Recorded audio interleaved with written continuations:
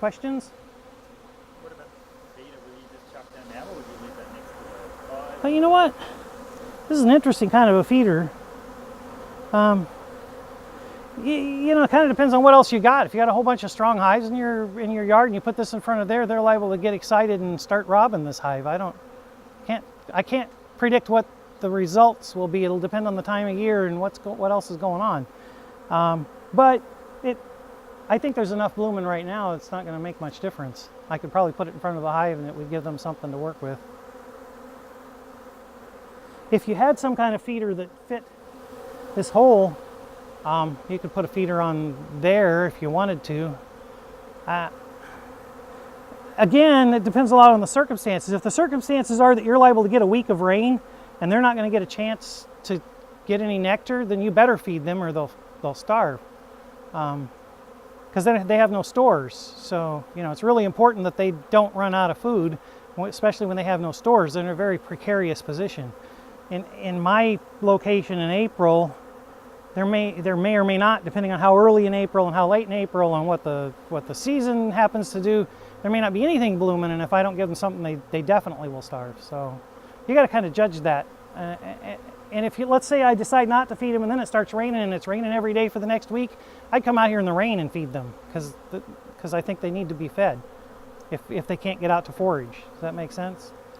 Oh, if you're a new beekeeper, I'd sit there and watch them all day because you got a lot to learn. You may as well watch what they do. But if I was installing these now, I probably wouldn't hang out. I'd just install them and go for the house. I'm done. But I've watched them before. But just watching them right now, these bees are orienting. See, this is another thing you need to learn as a new beekeeper is the sound of just bees. These bees are just confused. They're kind of relieved that they're not in the box, but they're just orienting. They're flying around here in little kind of circles trying to figure out where are we and what are the landmarks and how do I find my way back to my hive. And that's what they're doing right now. So these are not unhappy bees. If you look at this bee right here with its behind in the air, this bee is exposing its Nasanov gland. It's fanning a pheromone saying, you know, we've been disrupted and here I am. Well, it's not really doing a lot of good because everybody else is in there, so he's really kind of barking up the wrong tree. But that's what a lot of the bees in here are doing. They're fanning that Nasanov pheromone saying, this is where we are. This is where everybody is. We need to get organized. Would you check in about 3 days' time, something to see if the queen's been released? Yes. I'd probably come back in about 3 days and she should be loose. If she's not, I just turn her loose. But Take out a frame. yeah, you'll have to pull out a couple of frames to get to her because she's on the bottom. And then I didn't show you the details of how to do that on that cage, but on that particular kind of cage, the tube that sticks out, it has the candy in it. But right next to, before the tube sticks up, there's a little cap, and you flip that cap open and the queen can just walk out. In fact, if you flip that cap open, then you can actually fold the whole thing back and it's wide open and she can walk out. But the other thing is if you're releasing a queen directly, like she's still in the cage 3 days from now and you want to release her, your tendency may be to pick her up and shake all the bees off so you can see her better, but now you just got her all upset. Now she's real likely, if you open it up, to fly off. So you really are better off not to do that. You want to keep her calm. You want her to just walk out of the cage. You don't want her to be all wound up when you open it. Does that make sense? So I would, and you want her to sense where everybody else is. So I'd have it down by the top bars, and I'd kind of be ready to block her path and block the sunlight so that she wants to go down in the hive instead of trying to fly out when you let her out of the cage. What about leveling the hive? If you're going to do foundationless, yeah, you really need this hive level. In fact, even if you're using foundation, you really ought to have it level. Is plumb a common term in Australia? Because it's not anymore in America, but it used to be. Plumb means it's straight up and down, right?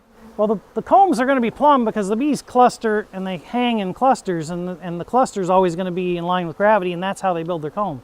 If the hive's leaning like this, then they may start on the top bar of this frame and end on the bottom bar of the frame next to it, and then you know your comb isn't all in the frame. So this way and this way, I want it level. This way and this way really doesn't matter that much, other than I don't want to get it tipped so far that the the more a hive tips, the more the weight's on the side where it's tipping towards, and the more the weight's on the side where it's tipping towards, the more it sinks into the ground, and the more it tips towards the side it's tipping toward, and then, eventually you get the Leaning Tower of Pisa effect, and eventually it'll fall over. So I like it fairly level this direction, but it doesn't have to be perfect. Do we use the lemongrass when we're settling them in? Lemongrass oil is great to help get them settled in as long as you don't use too much. If you use like somewhere between 2 and 4 drops, it works really well.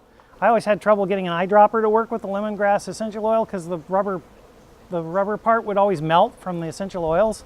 I don't know why, so I usually end up, I don't know what you call it here, I'd call it a Q-tip, but maybe it's a cotton swab. And if you just kind of, maybe this will let it out a drop at a time. That could work just fine.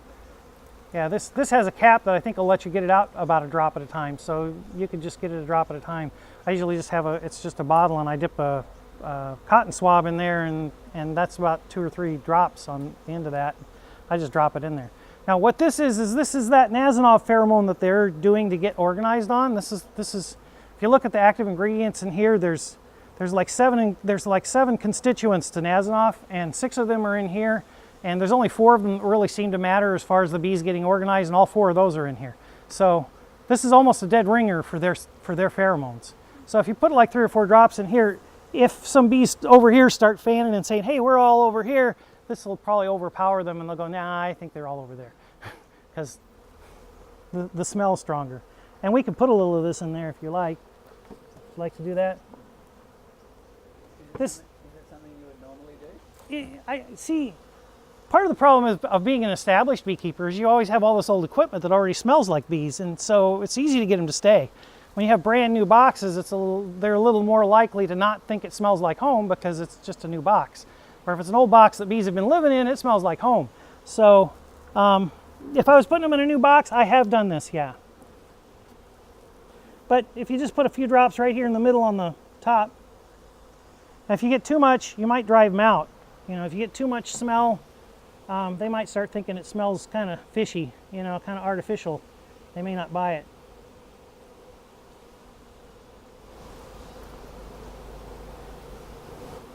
I rubbed it up on some of that soft wax, because I think if I get it dissolved in the wax, it'll last longer. But not really essential. I just happen to have it there, and I thought I'd use it. But let's see. Get these guys to move out of the way again so I can get the lid back on.